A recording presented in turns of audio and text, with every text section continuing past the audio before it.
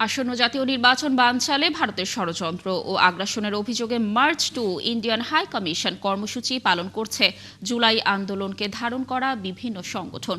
দর্শক, এই পদযাত্রার সাথে রয়েছেন আমাদের সহকর্মী মেহেদী হাসান। আমরা যুক্ত হচ্ছি তার সঙ্গে।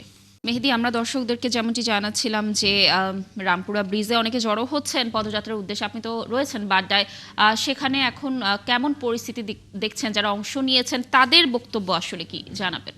সহযোদ্ধা যারা আছে, যারা আসলে জুলাই গণঅভ্যুত্থানকে যে আদর্শকে ধারণ করে, তারাই কিন্তু আসলে এই পদযাত্রা অংশগ্রহণ করেছে। এখানে কোনো নির্দিষ্ট কোনো একটি দল বা ব্যানারে না, এখানে জুলাই গণঅভ্যুত্থানকে সমর্থন করা যারা ফ্যাসিবাদের বিরুদ্ধে সে সময় যুদ্ধ করেছে নিজের প্রাণের বিনিময়, তাদের স্বজনরা এবং যারা সমর্থন করেছে সে সময় যুদ্ধে অংশগ্রহণ করেছে, তারাই কিন্তু আজকে এই পদযাত্রা অংশগ্রহণ করছে, কোনো নির্দিষ্ট দল বা ব্যানারে না। এখানে আপনি দেখতে পাচ্ছেন একজন ছাত্র, জুলাই গণঅভ্যুত্থানের একজন সহযোদ্ধা, তিনি কিন্তু বক্তৃতা রাখছেন, কথা বলছেন।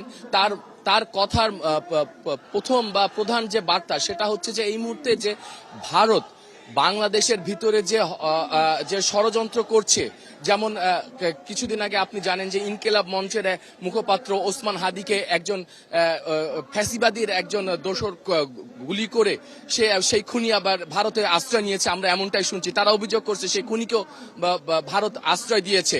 এবং সামনে যে নির্বাচন ফেব্রুয়ারির 12 তারিখে যে জাতীয় সংসদ নির্বাচন, সেই সংসদ নির্বাচনকে সামনে রেখে ভারত যে একের পর এক ষড়যন্ত্র করে যাচ্ছে, জনপ্রতিনিধিদের হত্যার যে প্ল্যান করেছে, ভারতের বিভিন্ন যে গোয়েন্দা সংস্থা আছে তারা যে পরিকল্পনা করেছে, যে অপসংস্কৃতি বা অপরাজনৈতিক যে পরিকল্পনা সেগুলো যে বাস্তবায়ন করার যে সংখ্যা দেখা দিয়েছে, এই সব প্রতিরোধেই কিন্তু আজকে এই পদযাত্রাটা করা হচ্ছে জুলাই গণঅভ্যুত্থানের সমর্থনকারীরা। আপনি দেখতে পাচ্ছেন এখানে কিন্তু পুলিশ সদস্যরা ঠিক বাড্ডার এই জায়গায় ব্যারিকেড দিয়ে দিয়েছে। 3:20 রামপুরা ব্রিজ থেকে এই পদযাত্রাটা জুলাই গণঅভ্যুত্থান। মেহেদী, ধন্যবাদ আমাদের সাথে যুক্ত থাকার জন্য। দর্শক, march to Indian high commission পদযাত্রাটি শুরু হয়েছে, এই বিষয়ে সর্বশেষ তথ্য জানাচ্ছিলেন আমাদের সহকর্মী।